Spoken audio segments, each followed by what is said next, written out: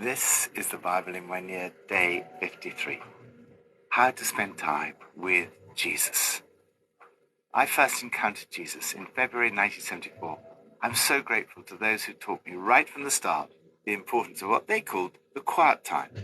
The old-fashioned expression, the quiet time, meaning time set aside to read the Bible and pray, probably has its origin in the words of Jesus in today's New Testament passage. Come with me by yourselves to a quiet place. Practically every morning since I was 18 years of age, I've begun the day in this way. I try to spend time with Jesus by myself in a quiet place. Sometimes it's very brief, sometimes it's longer. But just as I don't like beginning the day without breakfast, I cannot imagine beginning the day without spiritual food. Nearly always I start by reading the Bible, as I believe it's more important that Jesus speaks to me than I speak to him. My thoughts from each day are now the basis of these notes that accompany the Bible in 1 year. From Psalm 25. In you, Lord, my God, I put my trust. I trust in you. Do not let me be put to shame, nor let my enemies triumph over me. No one who hopes in you will ever be put to shame, but shame will come on those who are treacherous without cause. Show me your ways, Lord. Teach me your paths. Guide me in your truth and teach me.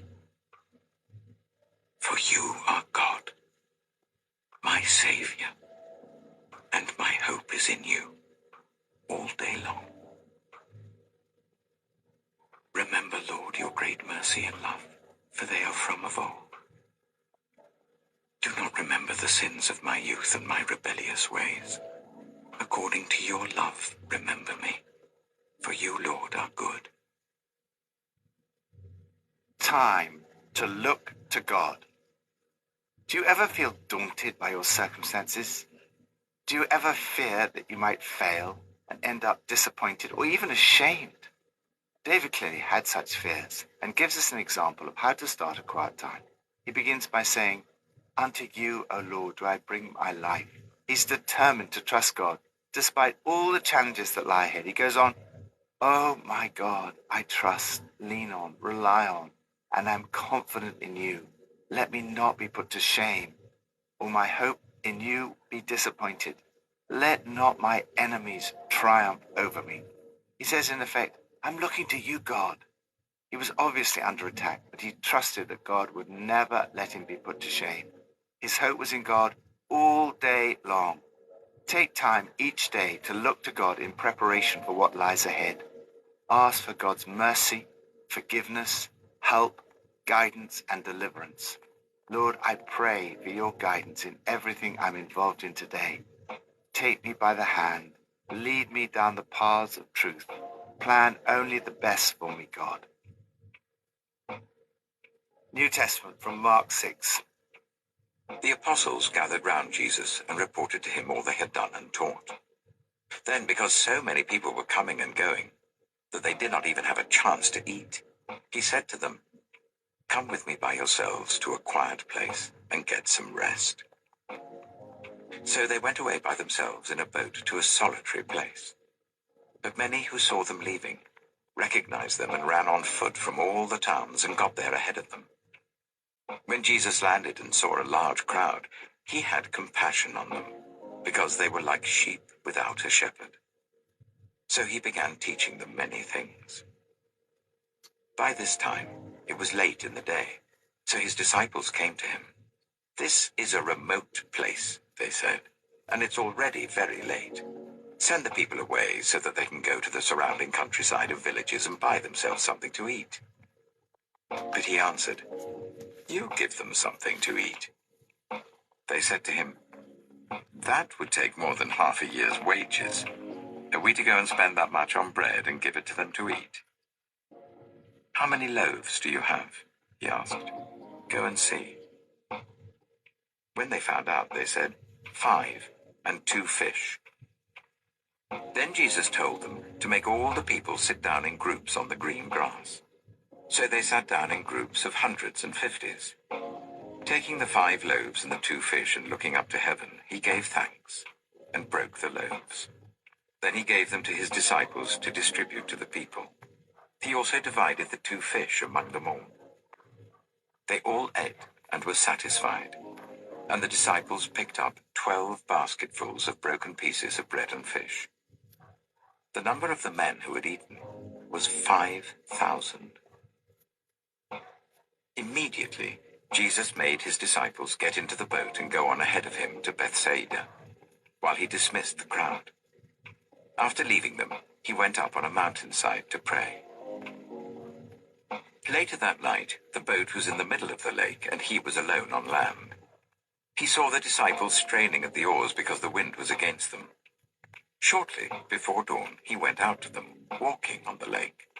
He was about to pass by them, but when they saw him walking on the lake, they thought he was a ghost. They cried out because they all saw him and were terrified. Immediately he spoke to them and said, "Take courage, it is I. Don't be afraid." Then he climbed into the boat with them, and the wind died down. They were completely amazed, for they had not understood about the loaves. Their hearts were hardened. When they had crossed over, they landed at Gennesaret and anchored there. As soon as they got out of the boat, people recognized Jesus. They ran throughout that whole region and carried those who were ill on mats to wherever they heard he was. And wherever he went, into villages, towns, or countryside, they placed those who were ill in the marketplaces. They begged him to let them touch even the edge of his cloak, and all who touched it were healed. Time alone with Jesus. Jesus taught his disciples the priority of time alone with him.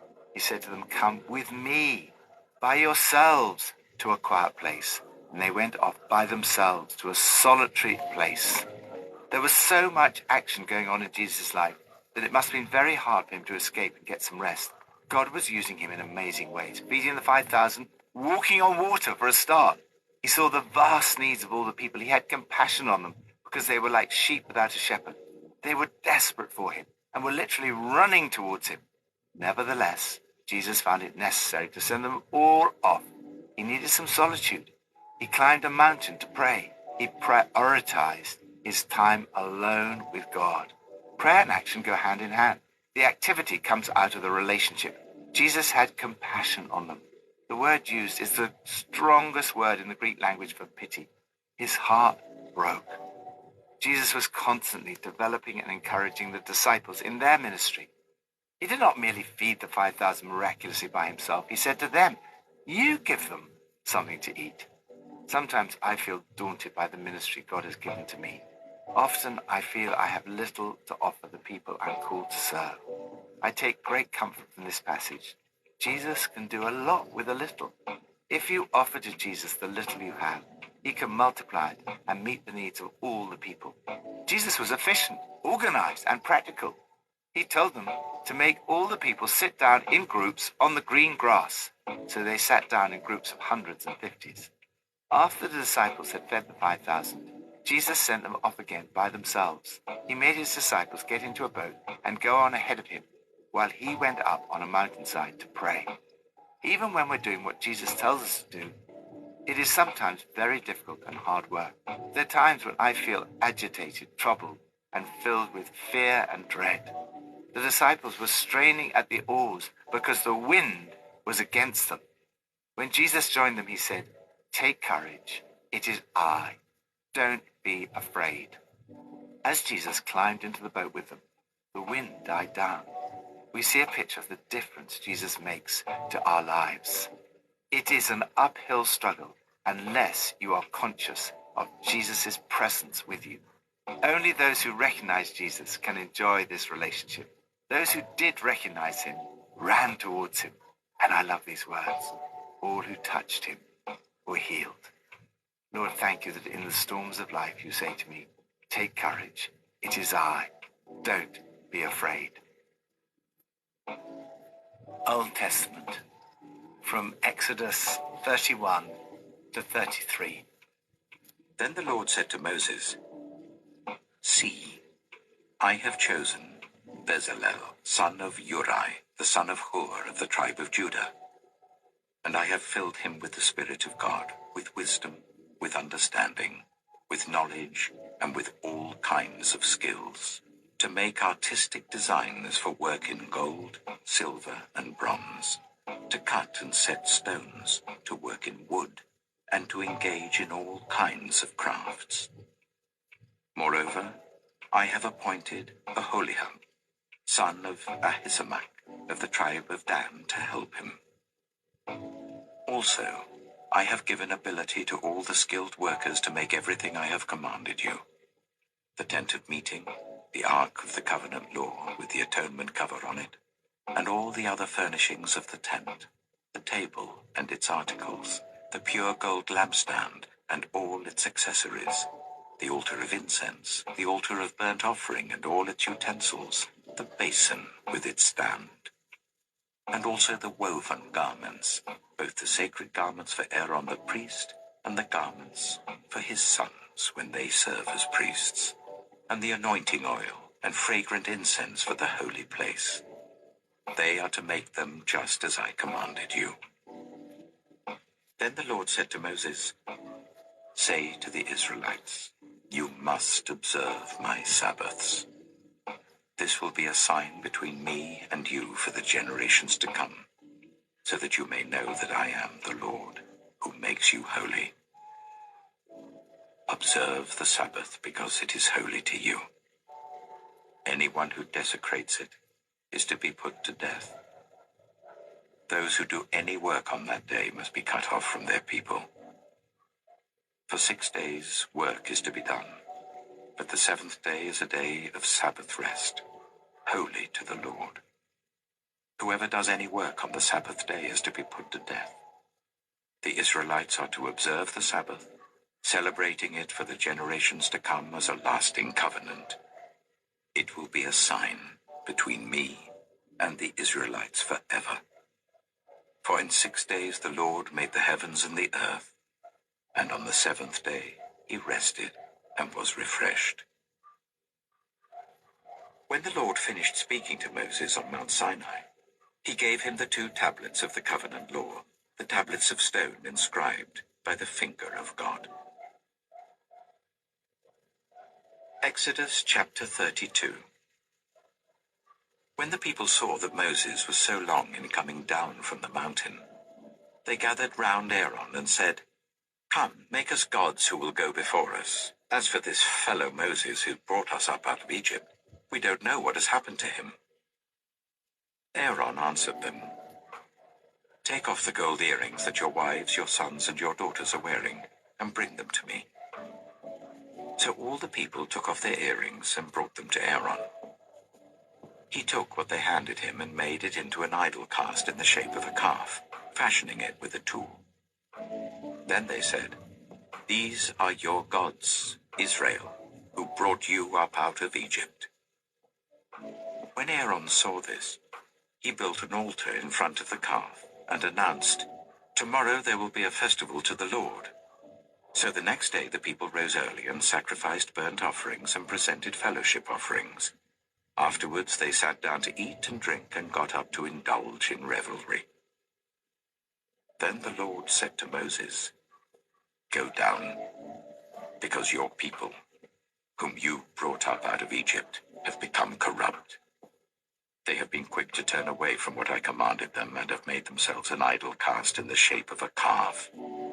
They have bowed down to it and sacrificed to it and have said, 'These are your gods, Israel, who brought you up out of Egypt.' I have seen these people," the Lord said to Moses, "and they are a stiff-necked people. Now leave me alone so that my anger may burn against them and that I may destroy them. Then I will make you into a great nation." But Moses sought the favor of the Lord his God.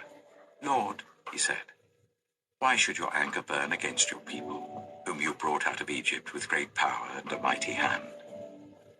Why should the Egyptians say, 'It was with evil intent that he brought them out, to kill them in the mountains and to wipe them off the face of the earth'? Turn from your fierce anger. Relent and do not bring disaster on your people. Remember your servants, Abraham, Isaac, and Israel, to whom you swore by your own self.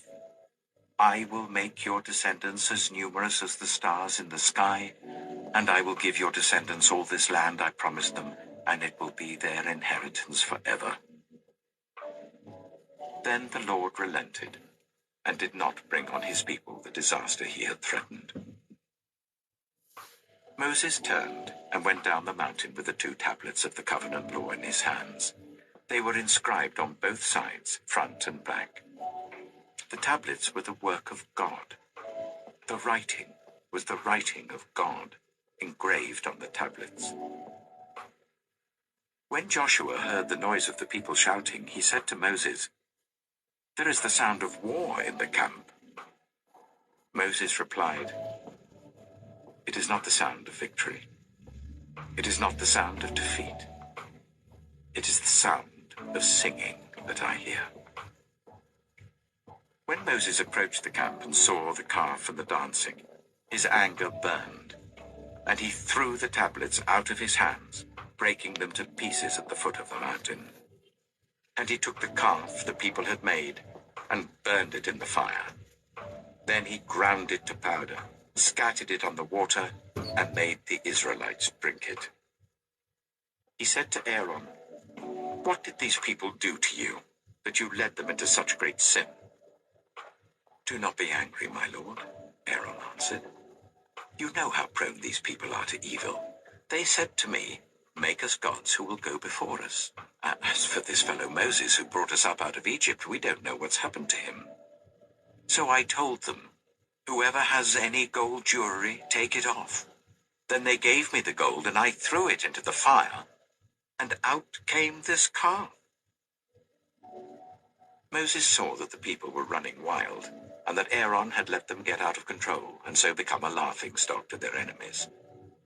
So he stood at the entrance to the camp and said, "Whoever is for the Lord, come to me." And all the Levites rallied to him. Then he said to them, "This is what the Lord, the God of Israel, says. Each man strap a sword to his side.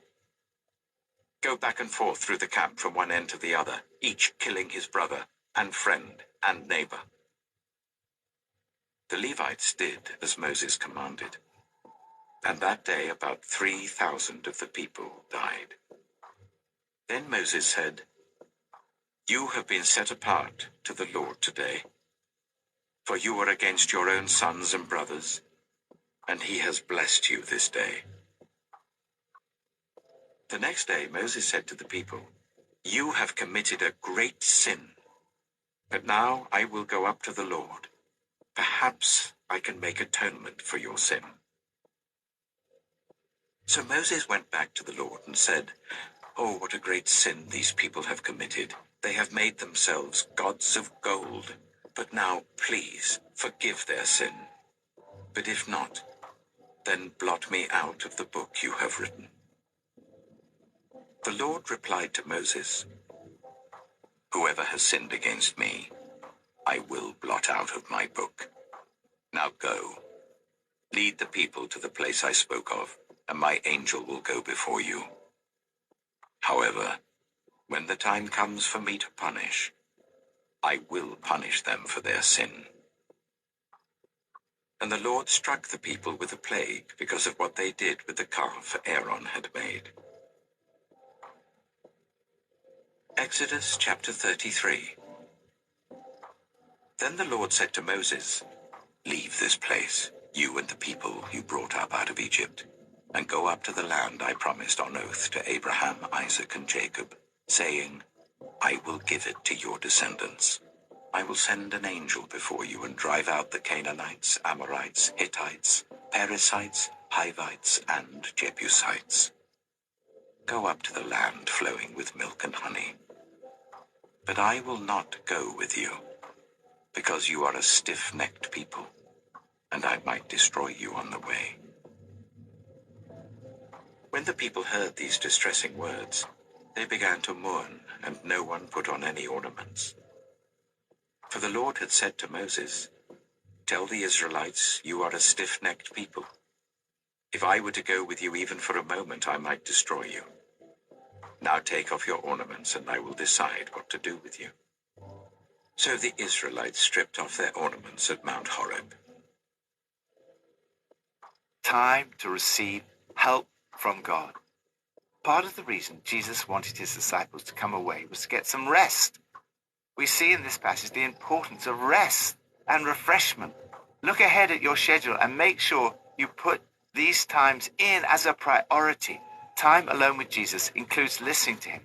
The main way in which we hear Jesus speak to us is through the Bible.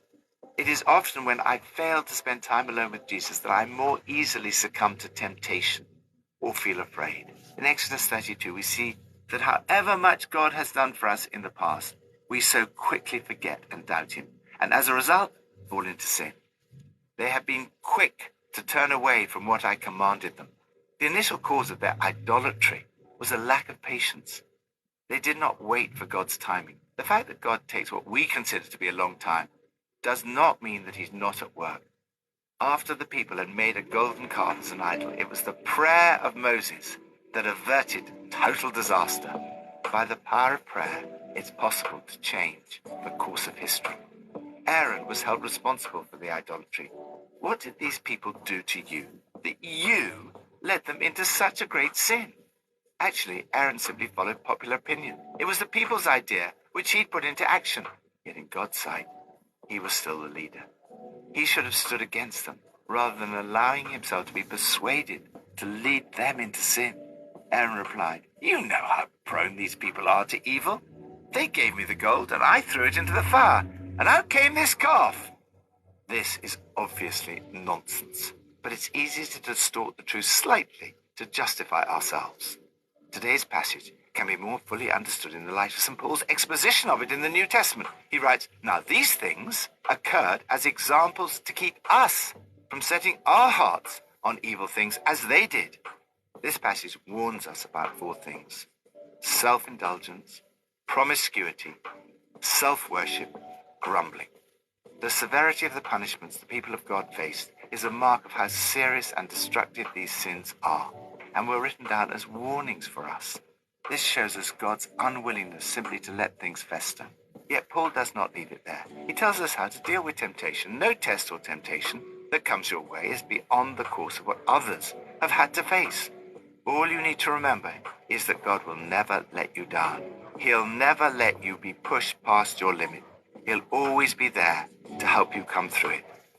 These final words remind us of God's extraordinary grace towards us, helping us through temptation. However, even when we fall down in these areas, we can be forgiven through Jesus. Lord, thank you for the amazing privilege we have of being able to spend time in your presence. Thank you that I can listen to your voice and that you speak to me. Help me to be careful not to fall into temptation. Keep me walking in a close relationship with you each day.